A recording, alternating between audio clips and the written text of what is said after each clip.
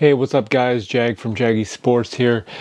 And last night, I did a video, or yesterday, I did a video, and then last night, Paul George returned 34 points. I know my buddy was texting me saying, Clippers are just the Clippers and yada, yada, yada. They were down by 20 points, but then again, they came back. Jazz blew something like a 20-point lead. And the Clippers are the Clippers because they actually won. They won, right? So I'm talking the present Clippers are legit. And I I saw something on Get Up, or sorry, not Get Up, ESPN this morning, and it's saying that the Clippers cannot be the Suns or the Grizzlies, and I just laughed. I have to admit I laughed because I know my opinion on this is gonna spark some question marks among a lot of you guys. But let me show you guys this clip, and then I'm gonna talk about why I think Clippers will actually pull off a win against the Memphis Grizzlies. Do you think that he and the Clippers could give the Suns or Grizzlies a series? Hell no. No, I don't.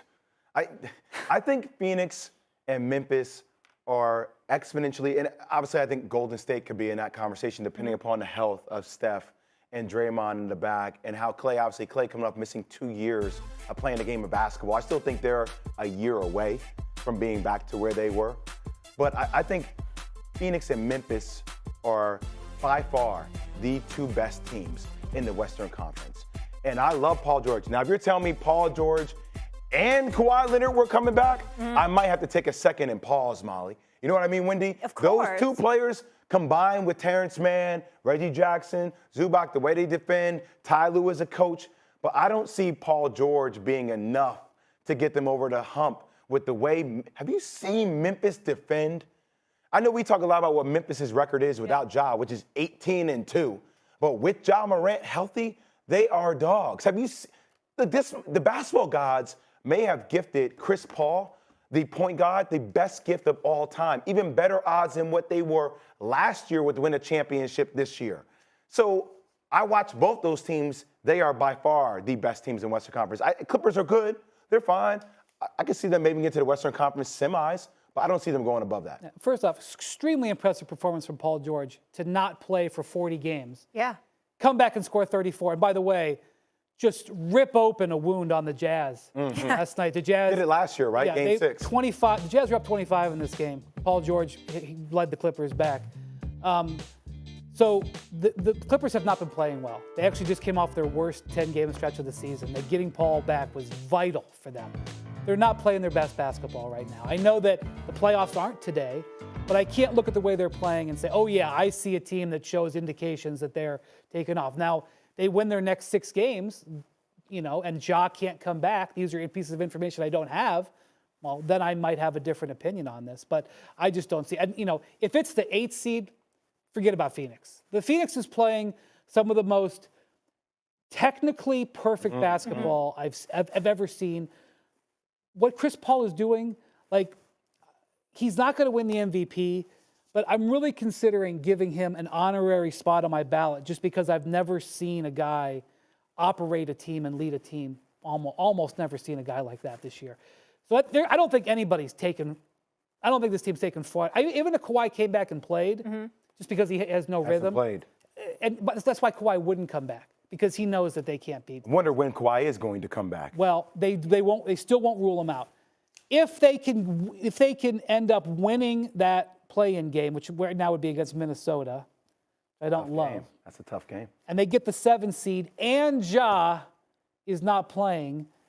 I guess I give them a chance to take a couple of games, but how can I say that? Their record without Ja so impressive. At ridiculous. 18-2, it's unreal. By the way, Donovan Mitchell real frustrated yesterday. You could see that too. I know we showed the Paul George sound, but him just frustrated with that squad altogether. I also want to say, I find it when players start saying 6 games left in the regular season, we have to find our rhythm. It's time for us to kick it into playoff gear. I'm like, man, it's It's past the time. Habits. Like, it's past the time. Exactly. Your habits translate to the playoffs, and your habits haven't been that great, and you're trying to, insert yourself back into the lineup. And I get what offensive boost that can make, but I don't think that's nowhere close enough to get over the hump of a fully healthy Memphis and Phoenix team. We should not even be discussing that. I think it's a disservice to how good Memphis and Phoenix actually are. They're steaming mad. Des Bain wants to have something to say.